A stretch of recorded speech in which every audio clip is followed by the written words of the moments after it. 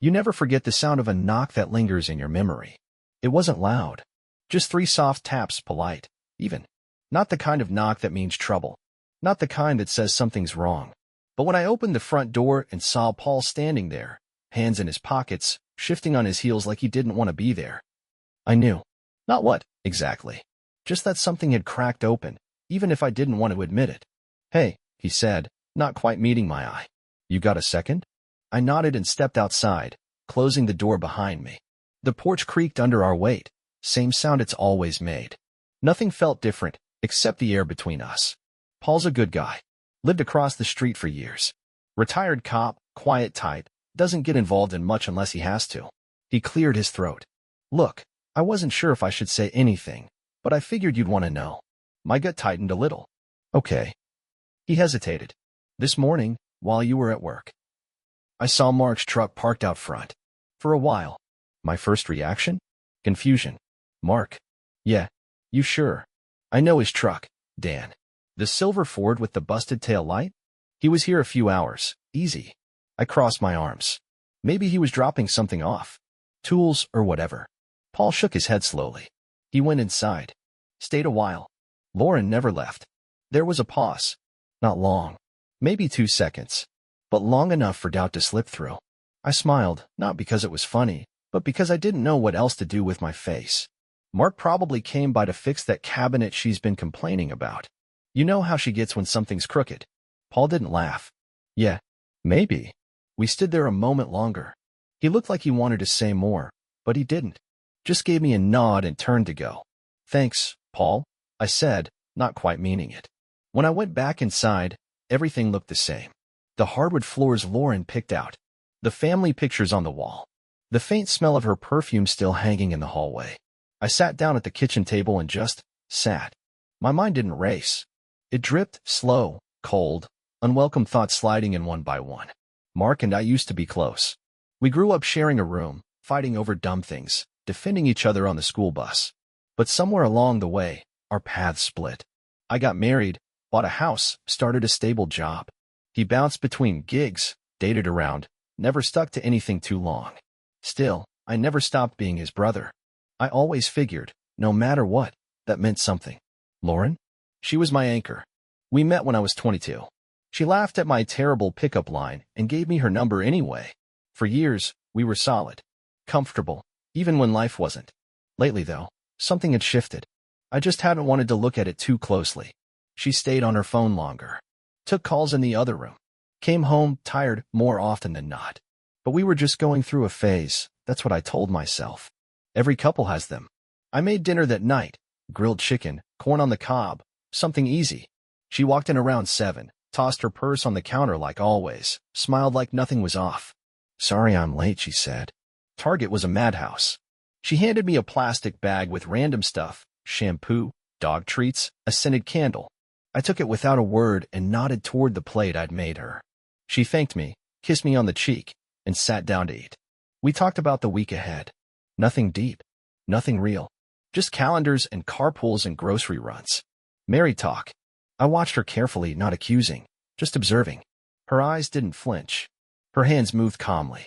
If she was hiding something, she was doing a damn good job of it. And yet, something in me had shifted too. Later that night, when we got in bed, she turned over quickly and said, "Love you." I said it back, out of habit, out of hope. But it didn't feel the same. Lying there in the dark, I thought about Paul's words. About that silver truck. About the kind of betrayal that doesn't come with yelling or slammed doors, just silence, slow and steady, like a leak in the roof you didn't notice until the whole ceiling sags. Still, I wasn't ready to believe it. Not yet. Mark was my brother. Lauren was my wife. And me? I was the guy who didn't jump to conclusions. The guy who gave people the benefit of the doubt. That's what I told myself. But deep down, a crack had formed. And no matter how much I wanted to patch it up and pretend it wasn't there, I could feel it spreading. It's strange, the way silence changes after you start suspecting someone. Not louder, just heavier. Like every pause in conversation is carrying a secret neither of you want to touch. Lauren didn't act different after that night. Not in any obvious way. She still made coffee in the morning, still kissed me on the forehead before heading out the door, still texted me things like "want anything from Costco," as if everything was normal. But that's what got to me the most, the normal. It felt too rehearsed. She started leaving earlier than usual, saying she had morning meetings. Then she started getting home later, claiming traffic, or a quick stop at her sister's place. I didn't question it out loud. I just took mental notes. Quiet ones. Mark, meanwhile, barely returned my texts. When I called, he let it ring out and replied later with a short, "Hey, what's up?" Like nothing had happened. I hadn't brought up what Paul told me. I didn't want to. Not yet.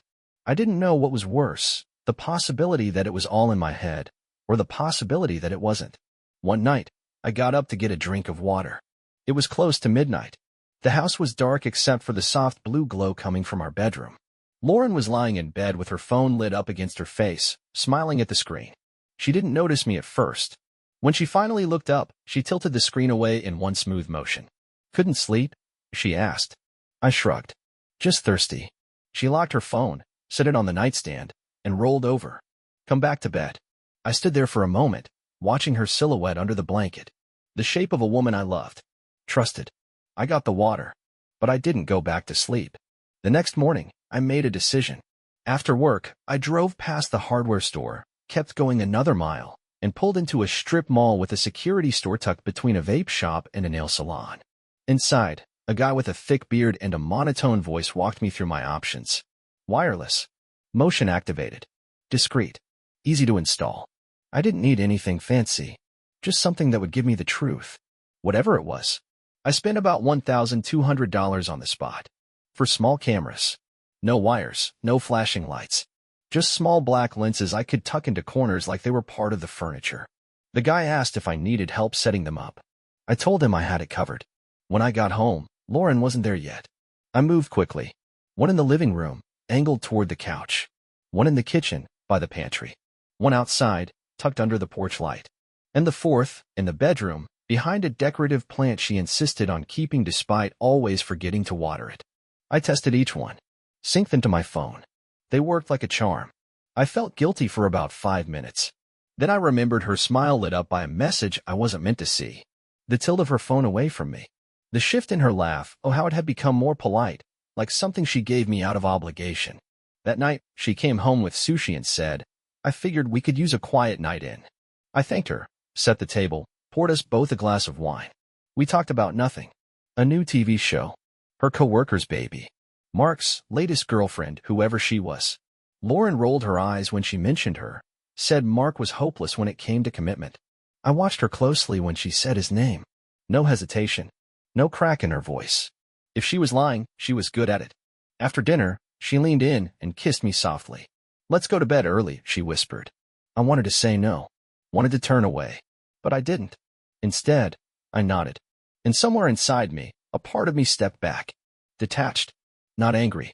Not broken. Just watching. Waiting. The first few days, I told myself the cameras were a temporary thing. A phase. Like checking the locks twice or rereading a strange text one too many times. I'd watch the footage at night, sitting in the garage, door half shut, the dog asleep at my feet. One screen showed the living room, another the kitchen, the porch, and the bedroom. And every night, the same thing. Nothing. Lauren let the dogs out. Answered emails. Made a smoothie. Flipped through Netflix. Sometimes she'd hum a tune or talk to someone on speaker. Most of the time, it was her sister or her mom. She looked like Lauren, the woman I married. And that's what messed with me most. I started wondering if I'd made a mistake. If maybe Paul saw the truck wrong. Maybe Mark dropped by for a few minutes and left. Maybe all this was just noise in my head, stirred up by long hours and quiet tension. Still, I didn't take the cameras down. I wanted to. I almost did, twice. Even had the ladder out one evening, battery pack in hand. But something kept stopping me. It wasn't fear. It was something quieter than that. Something that lives in your bones when your instincts won't shut up. Then came Thursday. It started like any other. I got up at 6:15, showered, dressed, and came downstairs to find Lauren already up. She was in the kitchen, barefoot in one of my old flannel shirts, pouring coffee. Her hair still a little damp, her voice bright. "You're up early," she said. "Didn't sleep well." She brought me a mug, kissed me on the cheek, then pulled the fridge open. Thinking of making banana bread later. Want some? Sure. Normal. Comfortable. Soft edges. I left around 7:30. She waved from the door, told me not to forget to pick up dog food on the way home. I nodded and pulled out of the driveway like I always did. At lunch, sitting in the break room, I opened the app out of habit. Just a quick glance. The porch cam was clear. No motion. The kitchen feed showed the counter, untouched since morning. I swiped to the bedroom camera. No data available between 11:42 a.m. and 12:36 p.m. I stared at it. Not a lag. Not a brief hiccup. An entire hour gone. I closed the app and opened it again. Same thing. A full gray bar across the timeline. No motion detected. No video. No audio. Just silence, digitally recorded. My first thought wasn't panic. It was technical. Maybe the Wi-Fi cut out. Maybe the bedroom cam needed a reset.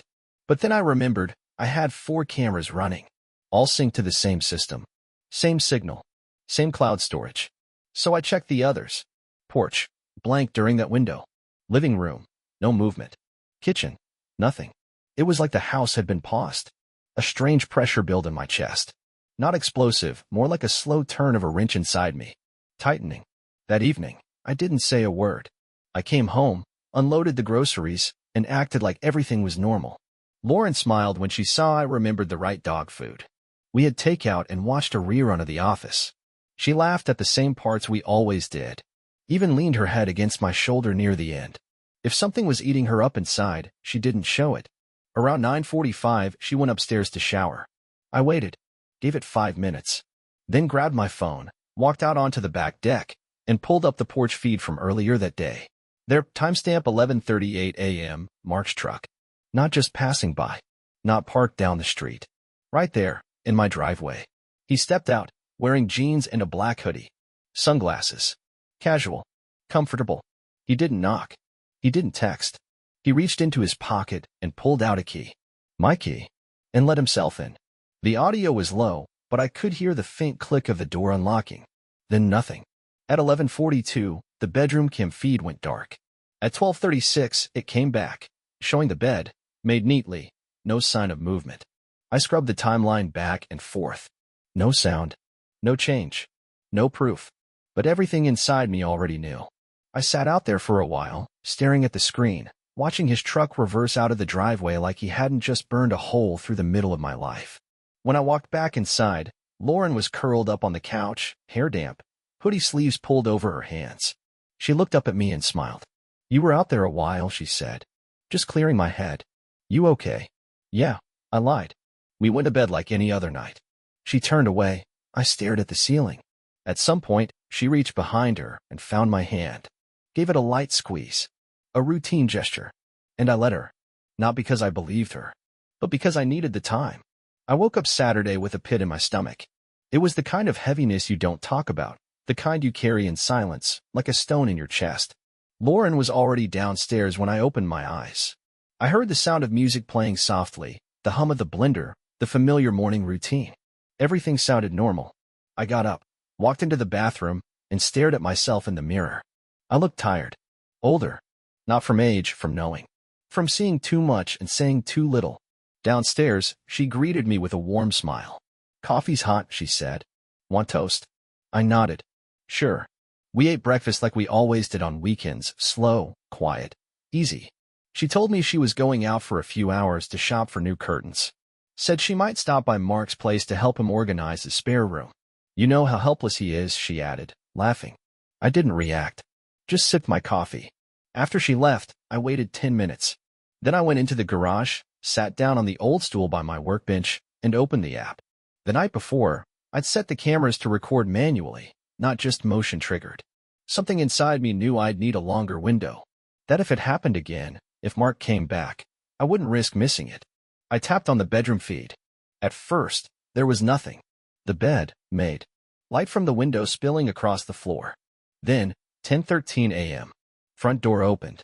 Her voice, laughing. A man's voice, his. Footsteps up the stairs. I watched, phone trembling slightly in my hand as the camera caught them entering the room. Together. Lauren pulled him by the sleeve, still giggling, and dropped onto the bed like she was 16 again. Mark followed. Kicked his shoes off at the foot of the bed.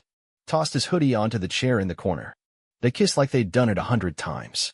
No rush. No hesitation. No guilt. She was still wearing her wedding ring. The video wasn't graphic. The angle only caught part of the room, but it didn't need to show much. Her legs around his waist, his hand at the small of her back, her whispering his name. I sat there and watched the woman I'd loved for over a decade, the woman I'd built a life with, cried with, buried my father beside, give herself to my brother in the bed we shared. The hardest part wasn't the betrayal. It was how familiar it looked. Like they belonged there. Like they weren't doing anything wrong. Like I was the stranger.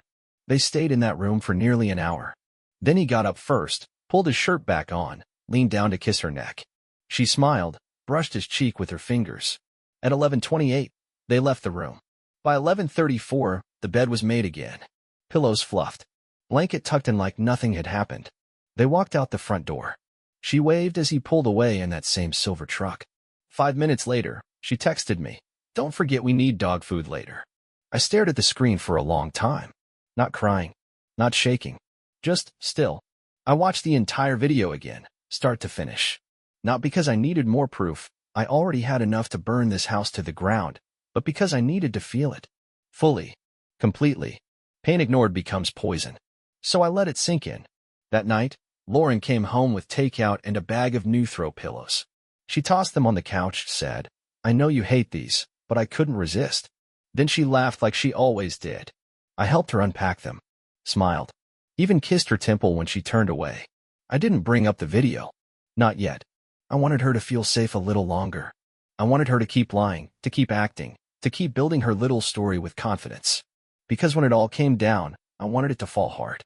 I didn't want yelling, or broken plates, or slammed doors. I wanted silence, precision, impact. She made one mistake. She thought I was the same man I'd been before I saw the truth. She didn't realize that man died this morning in a garage, watching the woman he trusted give herself to his brother in his own bed. After I saw the footage, something in me clicked into place. It wasn't rage. Not the kind that makes a man flip a table or scream into the night. That kind of rage is loud, desperate, weak. What I felt was clarity. Like the static in my head finally cleared. I knew everything I needed to know. And from that moment forward, every word out of my mouth, every step I took, it all had a purpose. No wasted motion. That night, I held her in bed like nothing had changed. I listened to her breathing, steady and content, while I stared at the ceiling and built the plan in my head. She had no idea that I'd stopped being her husband the second she stepped into our bedroom with my brother. She was lying next to someone new now, someone she didn't even know. The next morning, I made breakfast. French toast. Her favorite. She walked into the kitchen barefoot, hair tied up, smiling like a woman who had everything. "Smells amazing," she said, kissing me on the cheek. "Thought I'd surprise you," I replied. We sat down together. She talked about weekend plans. Asked if I wanted to visit her parents next month. She even brought up Mark. Said he was having a hard time with work, might need help moving some things. I nodded, chewed my food, kept my tone light. Every lie she told, I let it land. Because now, I wasn't just watching. I was gathering. That afternoon, while she went out to run errands, I opened a private account in my name. I moved just enough money to prepare for what was coming, not so much she'd notice, but enough for a soft landing on my side. I also made a quiet visit to my friend Alex, a family lawyer. No paperwork yet, just a conversation. But he gave me what I needed: steps, structure, strategy. Lauren had made this personal. I was about to make it precise. That night, I called Mark. He picked up on the second ring. "Hey, man," he said. "What's up?" I paused for a beat. "You free tomorrow? Thought we could grab lunch. Just you and me." There was a moment of hesitation. I could hear it.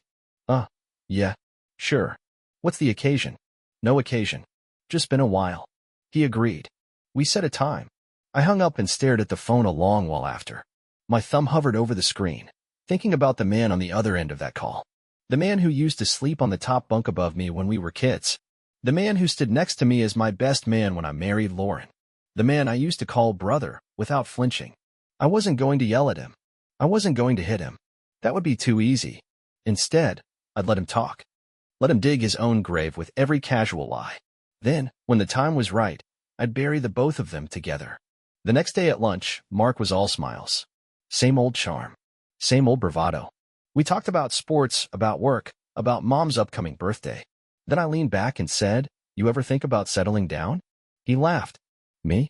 You know I'm not the white picket fence type. Yeah, I nodded. That's what I always thought too. There was a pause between us. I held his gaze just long enough to let it linger, not confrontational, just still. He looked down at his food. The shift was subtle, but I caught it. He knew. Maybe not that I had proof, but that I was getting close. After lunch, we stood outside for a minute. I clapped him on the shoulder. Good seeing you, man. Let's do this again soon. He smiled, but it didn't reach his eyes. Back at home, Lauren was in the living room, scrolling on her phone. When she saw me, she smiled wide. You and Mark have fun? Yeah, I said. We caught up. Talked about old times. She nodded. That's nice. He's been going through a lot. Sure, I said. Then I kissed her on the forehead and walked upstairs. I closed the bedroom door behind me, sat on the edge of the bed, and opened the folder Alex had given me.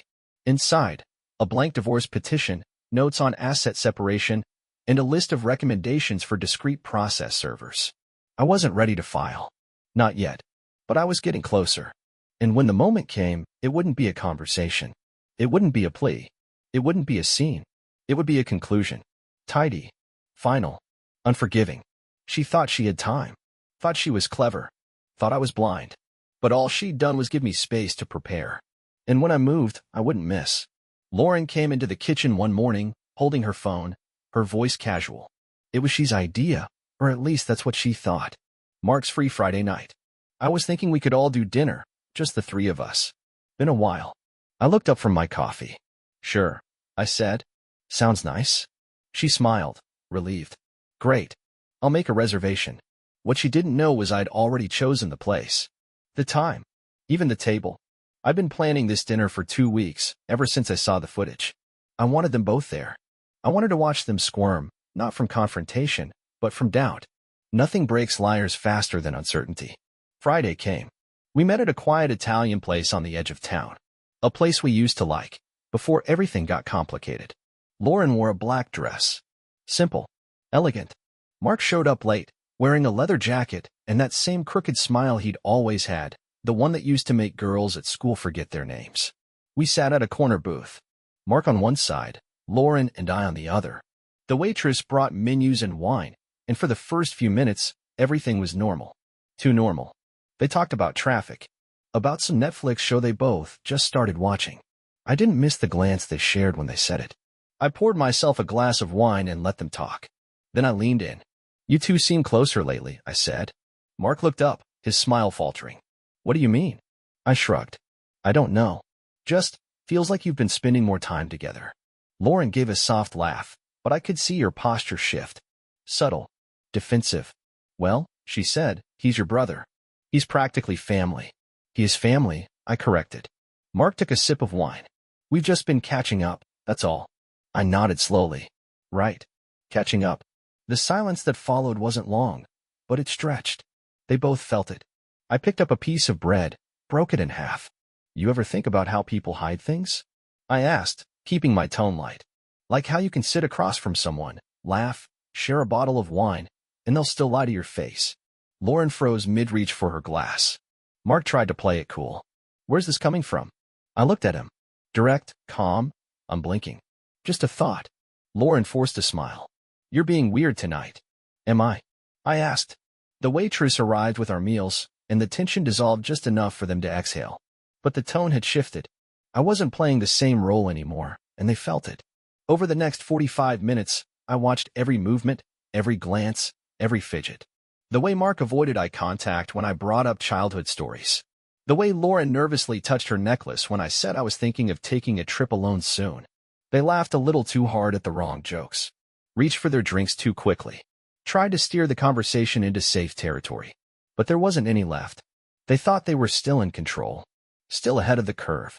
They had no idea I'd already lapped them. When dessert came, Lauren said, "This was nice. We should do this more often." I smiled. Yeah, we should. Before everything changes. Mark looked up, confused. Changes. I folded my napkin carefully. Life moves fast. You never know who'll still be sitting at the table next time. Neither of them said anything. The drive home was quiet. Lauren sat beside me, hands in her lap, her voice small. You were acting strange tonight. Just tired, I said. Long week. She nodded, looking out the window.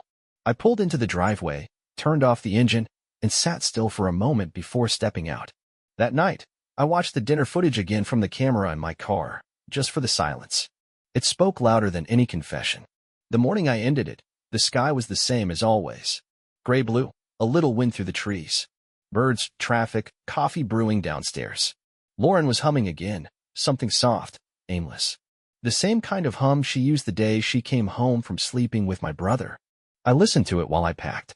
Not clothes, not yet. Just papers. Files. Documents I'd prepared over the past 2 weeks. Divorce petition. Asset list.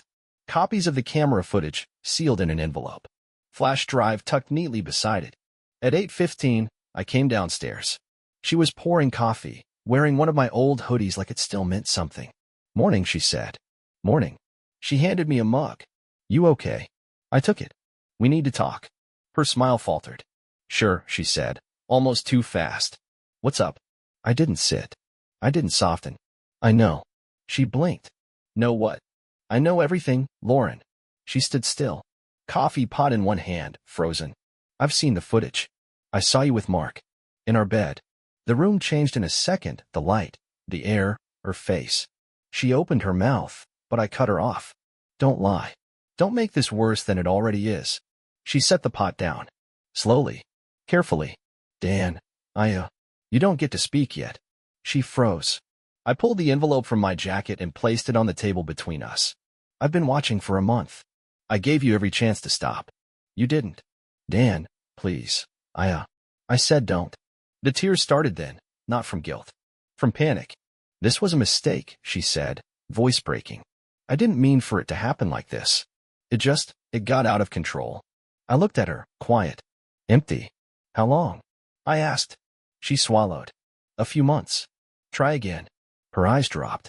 "Almost a year." I nodded once. No expression. "I didn't plan it," she added quickly. "We were just talking.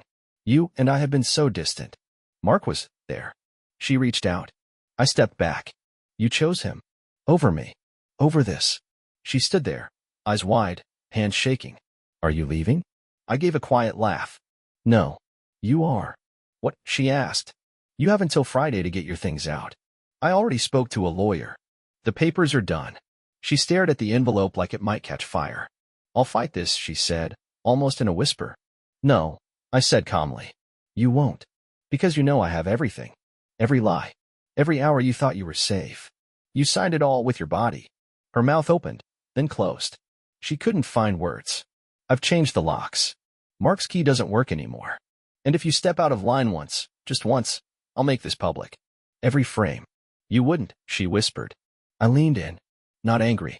Not loud. Just final. "I already would have. But I wanted to see if there was anything left in you worth saving," I said. Silence. There wasn't. She packed 2 suitcases and left that night. Didn't even look back. I stood in the doorway, watching her load the bags into her car, hands trembling. The same car I helped her pick out last year. When she pulled away, I didn't wave. Didn't flinch. Inside, the house felt colder. But cleaner. I went upstairs. Opened the bedroom window. Breathed in the sharp, quiet air. It was done. It's quiet now. No footsteps in the hallway. No phone calls taken in the other room. No humming in the kitchen while she cooked eggs like nothing was wrong. Just me, the dogs, and the kind of silence you earn. It's been 3 months since Lauren left. 2 months since the papers were signed. And about a month since Mark tried to reach out. He called me once, middle of the night. No voicemail. Just the number on the screen. I didn't answer. Didn't need to. He tried texting the next day. "We need to talk, man." It got out of hand. I didn't mean for any of this. I didn't reply. He tried again a week later. This time, it was longer. More emotional. He said he missed having a brother. Said he'd screwed up everything with me, with Lauren, with himself. Said he was drinking too much. Lost his job. Word must have gotten around the crew. No one wants to hire the guy who sleeps with his brother's wife. Not when it hits small-town gossip like wildfire. As for Lauren, she moved into a rental across town. I heard she tried to reach out to a few of our old friends. Said she was starting fresh. Claimed it was mutual. Peaceful. One of those divorces where people just grow apart. But no one bought it. People aren't stupid. And lies lose their shine fast when they're built on wreckage. I haven't seen her since she left. The few times she tried to call, I let it ring out. Once she emailed me asking to talk for closure. I archived it without opening. I changed the furniture, got rid of that soft gray couch she loved, donated the throw pillows, painted the bedroom, tossed the mattress. I stopped checking the cameras a long time ago. Stopped checking her social media. Stopped wondering where it all went wrong. I know exactly where it went wrong. A few weeks ago, I ran into Paul, the neighbor who first told me something was off. He asked how I was doing. I smiled. Better than I've been in years. He nodded, gave that quiet look men give when they know what you've been through but don't need to say it out loud. We stood there for a moment, watching the breeze move through the trees. Then he said, "You know, I saw her the other day. She looked tired." I didn't respond. Didn't need to. Let him speak. Mark was with her.